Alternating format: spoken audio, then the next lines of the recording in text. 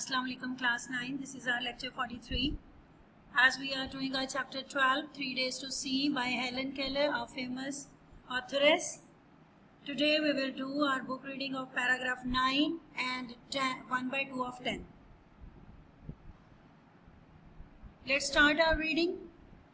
Paragraph 9, now and then. Now and then एक phrase है. Now and then का मतलब है कभी कभार.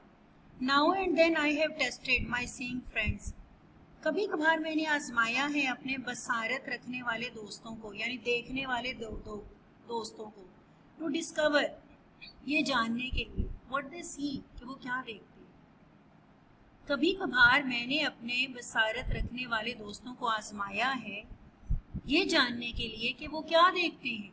रिसेंटली, हाल ही में. आई वॉज विजिटेड, मैं मिली. By a very good friend, एक बहुत अच्छी दोस्त. Who had just returned, जो कि अभी अभी लौटी थी. From a long walk in the woods, जंगल की तवील सैर से. I asked her, मैंने उससे पूछा. What she had observed, कि उसने क्या मुशाहिदा किया. Nothing in particular, she replied. कुछ खास नहीं, उसने जवाब दिया. अब क्या है पूरे का बामुहावरा. हाल ही में मेरी एक बहुत अच्छी दोस्त मुझसे मिलने आई. आई वॉज विजिटेड, यानी वो आई मुझसे. आई विजिटेड, मैं गई. और आई वॉज विजिटेड पैसिवाइज हो गया कि वो मुझसे मिलने आई, जो अभी अभी जंगल की तवील सैर से वापस आई थी. मैंने उससे पूछा कि उसने क्या मुशाहिदा किया. उसने जवाब दिया, कुछ खास नहीं. I might have been incredulous, हो सकता है मैं बेयकीनी का शिकार हो जाती. incredulous, बेयकीनी. had not been accustomed to, अगर मैं आदी ना हो गई होती. had not been accustomed to, ये फ्रेज़र यूज होता है. had not been, कि अगर मैं आदी ना हो गई होती. such responses, ऐसे जवाबात की. for long ago, अरसा पहले. I became convinced, मैं इस बात की कायल हो चुकी थी. That the seeing see little, कि देखने वाले बहुत कम देखते हैं. That the seeing see little. This is the essence of the topic of the essay of this chapter. पूरा जो है चैप्टर वो इस एक थॉट पे घूमता है. ये उसका सेंट्रल पॉइंट, सेंट्रल आइडिया है जिस पे उसने ये टॉपिक पे लिखा है. 3 days to see. The seeing see little, कि देखने वाले बहुत कम देखते हैं. वो कह रही है कि अगर मैं ऐसे जवाबात की आदी ना हो गई होती तो हो सकता है कि मैं बेयकीनी का शिकार हो जाती, क्योंकि काफ़ी अर्सा पहले मैं इस बात की कायल हो चुकी थी कि देखने वाले बहुत कम देखते हैं. ये बोर्ड का मोस्ट रिपीटेड पैराग्राफ है क्योंकि ये सेंट्रल आइडिया है जिस पे इसने ये लिखा है. Let's move to the next paragraph. Paragraph 10. How was it possible, ये कैसे मुमकिन था. I asked myself, मैंने खुद से पूछा. To walk for an hour, 1 घंटा तक सैर की जाए. In the woods, जंगल में. And see nothing worthy of note, और कोई काबिले ज़िक्र चीज़ ना देखी जाए. I, who cannot see, मैं जो देख नहीं सकती. Can find hundreds of things, सैकड़ों चीज़ें पा सकती हूँ. To interest me, मेरे लिए बाइसे दिलचस्पी. Through mere touch, मेयर होता है महज. ओनली.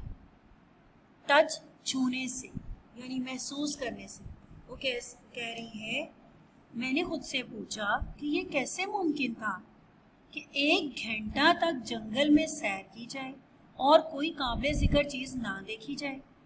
मैं जो देख नहीं सकती, महज छूने से ही सैकड़ों चीज़ें पा सकती हूँ जो मेरे लिए बाइसे दिलचस्पी है. आई फील, मैं महसूस करती हूँ. The delicate symmetry of a leaf, एक पत्ते की नाजुक परत, ऊपर वाली लेयर उसकी. मैं एक पत्ते की नाजुक परत को महसूस करती हूँ. I pass my hands lovingly, मैं प्यार से अपने हाथ को फेरती हूँ. About the smooth skin, मुलायम जिल्द पर. Of a silver birch, silver birch एक दरख्त का नाम है. सफ़ेदे का दरख्त होता है, सफ़ेद नरम दरख्त. और the rough shaggy bark of a pine, bark होती है छाल, दरख्त की छाल. और द रफ शैगी हेयरी बालों वाली, बार्क या सनोबर के दरख्त की खुरदरी छाल पर। इसको हेयरी भी कहा जा सकता है शैगी को, जैसे उसके ऊपर जो आपका है नारियल वगैरह के ऊपर बाल होते हैं ना, वैसे उसका शैगी दोनों के लिए यूज होता है, लेकिन यहाँ शैगी जो है रफ के मीनिंग में है, खुरदरे के मीनिंग में। या सनोबर के दरख्त की खुरदरी छाल पर। मैं सफ़ेद नरम दरख्त की मुलायम जल्द या सनोबर के दरख्त की खुरदरी छाल पर अपने हाथों को प्यार से फेरती हूँ। इन spring I touch the branches of trees. मैं दरख्तों की शाखों को छूती हूँ। मौसम बहार में मैं दरख्तों की शाखों को छूती हूँ। Hopefully in search of bird, hopefully उम्मीद से, और इन सर्च ऑफ तलाश में, ऑफ अ बर्ड एक कोम्पल को, एक फूल की कोम्पल को ढूंढने की उम्मीद से। The first sign of awakening nature, awakening जागती हुई, नेचर फितरत, जागती हुई फितरत की पहली निशानी। यानी कैसे फितरत का हुस्न किससे खिलता है? फूलों से। फूलों की पहली निशानी क्या है? बर्ड है, यानी उसकी जो एक कोम्पल है। आफ्टर हर विंटर स्लीप, अपनी मौसम सरमा की नींद के बाद। मैं मौसम बहार में, अब ये बहार और मौसम बहार और मौसम सरमा का कंपैरिजन कर रही है कि सर्दियां जब ख़त्म होती हैं तो वॉक के दौरान मैं जो उसकी शाखों को, फूल की पौधों की शाखों को छूती हूँ कि मुझे कोई फूल की कोम्पल नज़र आए, या यानी नज़र तो नहीं उसको आनी, फील हो, जो कि जागती हुई फितरत ये उसने उसके कंपेयर किया है कि जो फितरत है वो सर्दियों में एक गहरी नींद में सो जाती है, हर तरफ बर्फ़ से ढक जाती हैं हर चीज़। तो जब बाहर आती हैं तो कलियाँ खिलती हैं, बर्ड्स निकलती हैं, कलियाँ जो है चटकती हैं, फूल बनती हैं। तो ये फितरत जो कि सो गई होती है उसके जागने को जाहिर कर रही है, कंपैरिजन कर रही है वो। मैं मौसम बहार में दरख्तों की शाखों को एक फूल की कोम्पल को ढूंढने की उम्मीद से छूती हूँ, जो कि अपनी मौसम सरमा की नींद के बाद जागती हुई फितरत की पहली निशानी है। Long but very important sentence, ठीक है। अच्छी तरह से इसकी बार बार इसकी प्रैक्टिस करो, लिखने की और याद करने की। ये हमारे आज का ट्रांसलेशन का वर्क है। Let's move to the next part of our lecture. Today we will do our row 11 and 12 of words meanings that are texture. The first word is texture. Texture होता है surface, structure, touch और feel, ठीक है।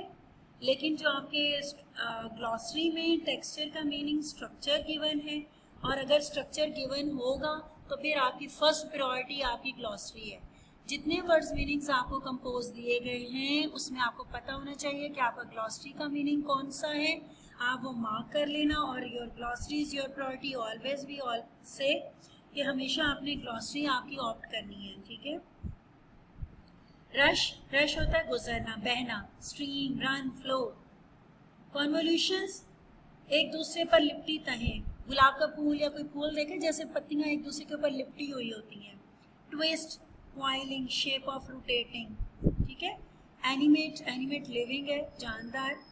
ये मैंने आपको reading के दौरान भी बताया था कि आपका ये मीनिंग वर्ड है एनिमेट एंड इन एनिमेट, ये आपको मालूम होना चाहिए, ठीक है। This is lecture 43 and the diary is learn words meanings 11-12 row plus translation paragraph 9 and 1/2 of 10, और डिक्टेशन वर्ड जितने भी आपके वर्ड्स मीनिंग्स में भी जो वर्ड्स हैं उनके डिक्टेशन से याद हो आपको, और जो पूरा पैराग्राफ्स हमने 1.5 किया है, 1.5 किया है, उसके सारे आपको डिक्टेशन वर्ड्स भी तैयार हों। अच्छी तरह से इसकी रिटन प्रैक्टिस आपने मुहावरा उर्दू लिख के करनी है। Learn plus right each and everything properly, neatly with proper presentation.